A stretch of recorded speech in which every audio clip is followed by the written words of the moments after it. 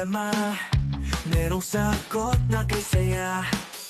Sa simpleng bagay may diskarte, laging handa pag-thinking everything. Kahit anong hamon, hindi uurong makista, tuloy-tuloy lang to. Dito sa vlog, sama ka na.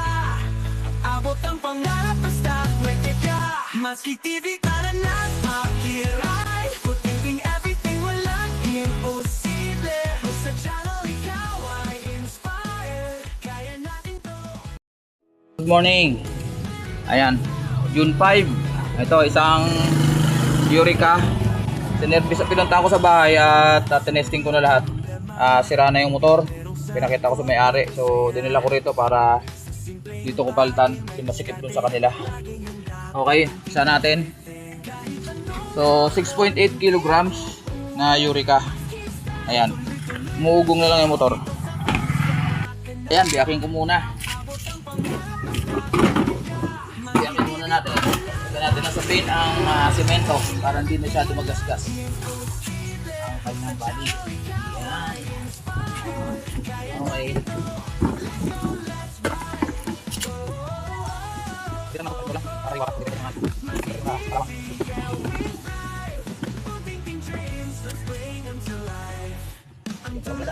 Para isa.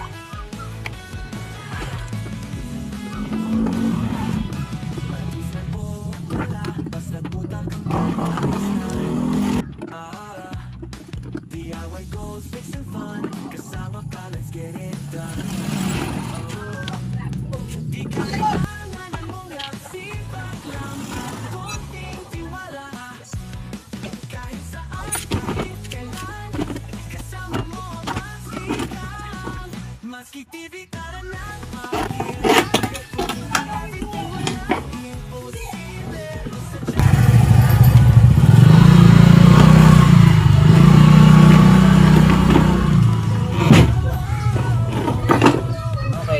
So tinister ko, pwede pa naman 3.75.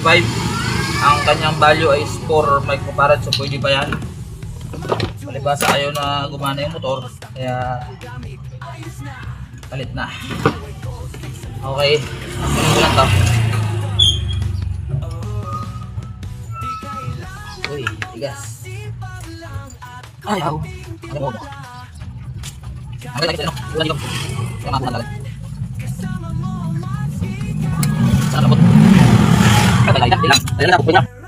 ayan guys, napalambot na natin. Dala sa pukpok.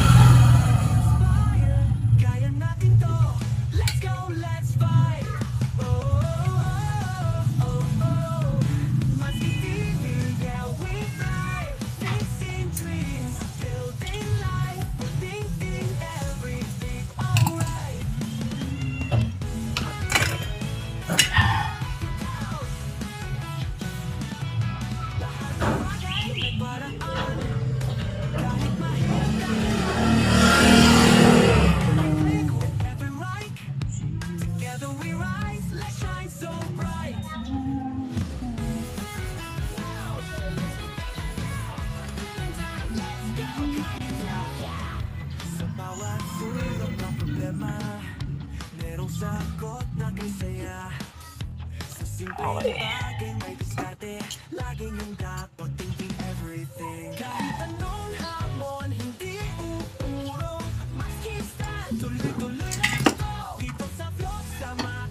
So, dugtong na lang natin to. Hirap ng ganyan ng tornilyo.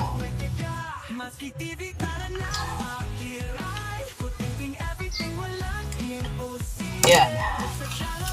Pakita ko lang sa inyo guys na sira na yung motor.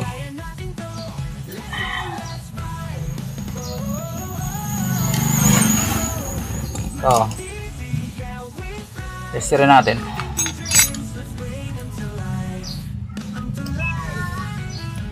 Kita ba yung tester ko? Ayan. So, ito yung pinakang common. Tapos dito tayo sa, ayan, ito meron sa kabila. Yung kabila, wala. Ayan o. So pag ganyan, sira na. Hindi na ako nagre-repair niyan. Kasi oh, pwede. Ano sira? Blender. Blender? Kung ganun. Blender. Yung ganun, yung pang-ikot. Yung tato? Ayan. Oh, anong sira din? Walang power? Hindi na nag-ikot. Ayaw na? Walang power. Check na lang natin. Ano yan? So ito guys yung ating brand new na spin motor. Ayan, tetesterin natin. Pakita ko sa inyo yung diferensya nung sira tsaka buo. Ayan. Nag-iisa na lang tong copper na ordinary. Kasi meron pa ako dun isang waterproof. Next week mamimili na naman tayo. Copper yan guys, ayan o. Copper. Kita ba? Ayan, copper. Kasi meron niyang aluminum. So ito ang pinakang common niya, yung blue. Testingin natin. Ito. Ayan o. 88.6. Ayan. Okay. So ito guys, na-wiringan ko na to. Ay, natanggal ulit. Teka, andali lang ha. Take 2, take 2. Pagulo-gulo yung wire ko. Yan, so ito yung kanyang starting winding, yung green. Running winding, yung gray. So sa running winding, dito nakakabit yung galing sa yung kabilang ano ng timer. Dito natin ikakabit yan.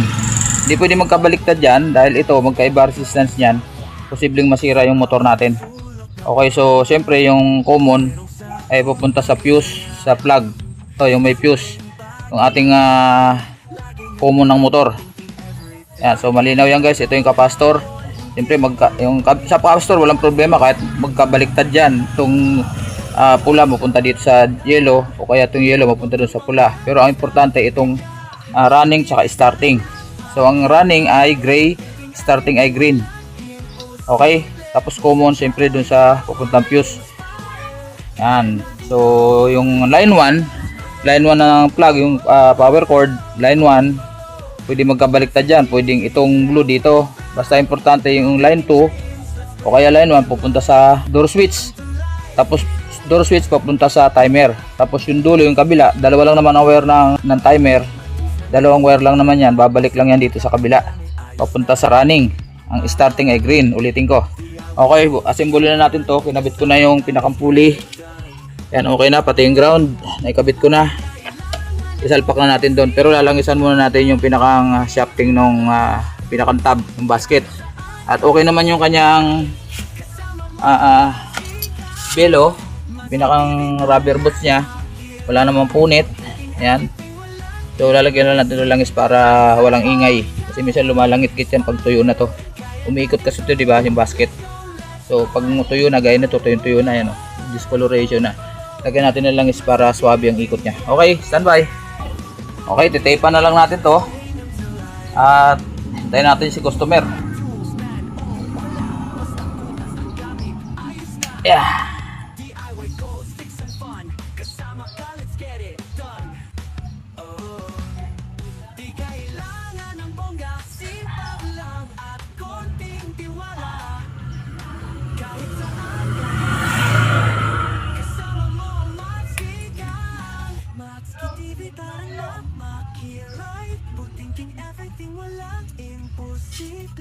Sa channel ikaw ay inspired. Kaya natin to. Let's go, let's fight. Babalutan natin ng plastic yan mamaya.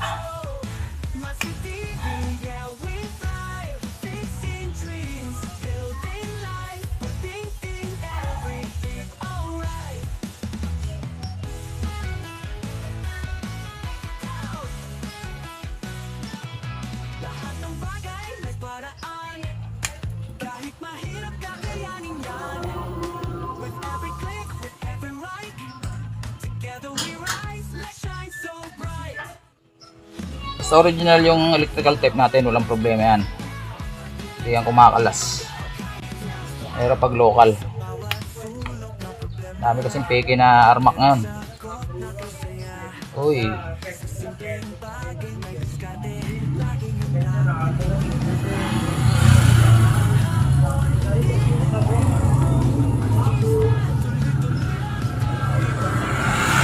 Okay, so yan, testingin muna natin dito sa yan, testingin muna natin. Ayan, umiikot na. Di ba pala nakakabit yung preno? So ayun, umiikot na guys, oh. Baba natin para makita. Ayan, oh. Yan, umiikot na siya. Okay. Yeah. Ito natin. Ayun, preno. Okay. Ayun. Yan. Maganda pa yung preno niya. Okay, maraming salamat guys. Tatakpan ko lang to dito at hintayin natin yung si customer para makita niya. Bago ko takpan to para makita niya yung motor bago. Ayan, dito yung luma niya. Ayan. Ayan guys, tapos na to. At ako'y kakain na. Hindi ko na maintay may-ari, tagal eh. So maraming salamat sa inyo guys sa pagsubayban nyo sa aking pagpalit ng spin drive motor ng Eureka na 6.8 kilograms. Ayun, maraming salamat. God bless po sa ating lahat. Matsuki TV. Bye bye.